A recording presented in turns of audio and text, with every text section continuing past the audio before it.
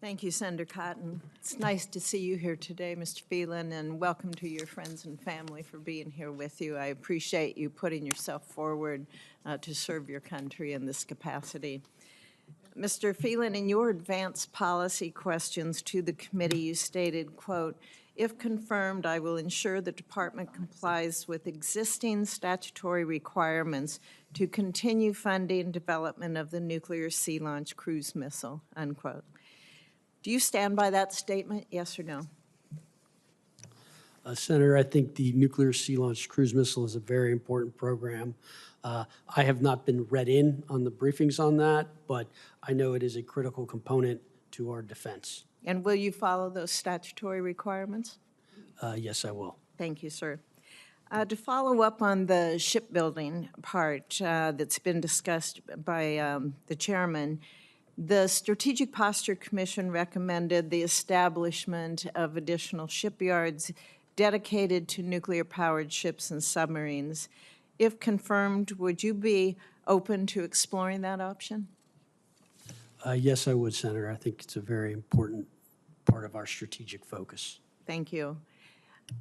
What we've learned from the war in Ukraine is that the United States Defense Industrial Base was not equipped to scale up production rates of munitions for these modern conflicts.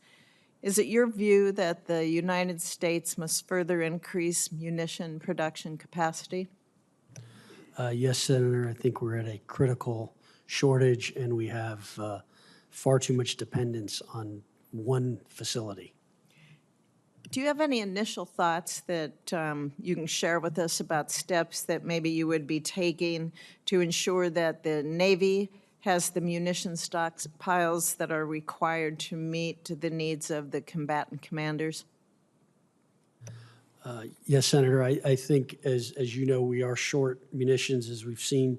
I think we need to create more of a manufacturing base and incentivize more munitions plants in order to supplement what we already have.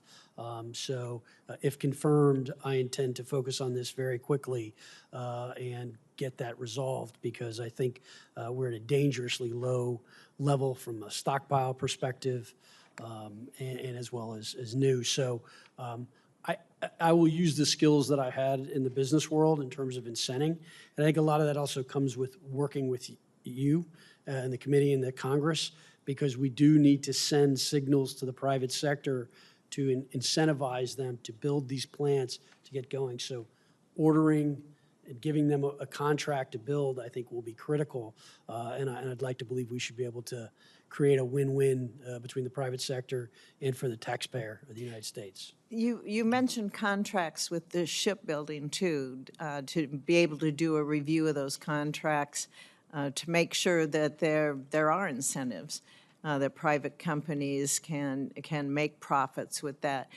You mentioned contracts again now. Would you look at that as well in depth on current contracts that we have with regards to our munitions, and if maybe what we're looking at here are roadblocks in being able to move ahead with being able to provide these munitions?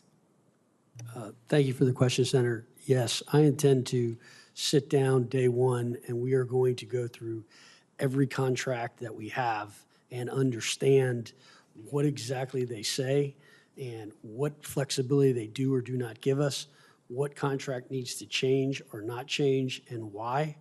I intend to do the same thing as it relates to an audit. I need to understand why the Navy cannot pass an audit. The Marine Corps has done it 2 years running now. They deserve a lot of credit for that. I think that's a great thing. We are going to change and create much more accountability and understanding, because all of these things affect readiness. And as I said in my statement, readiness is critical. And I think we're at a very critical inflection point, particularly versus our peer or near peer adversaries. So these are all things that are a reflection of a culture, as I mentioned, in decay. We really need to have a tight focus on these things. If we don't know where our inventory is, how can we have a training mission? I've heard stories of training missions that are failed because the equipment wasn't there, and so we ended up losing that money, and that's not good. Thank you very much, sir. Thank you, Senator Cotton.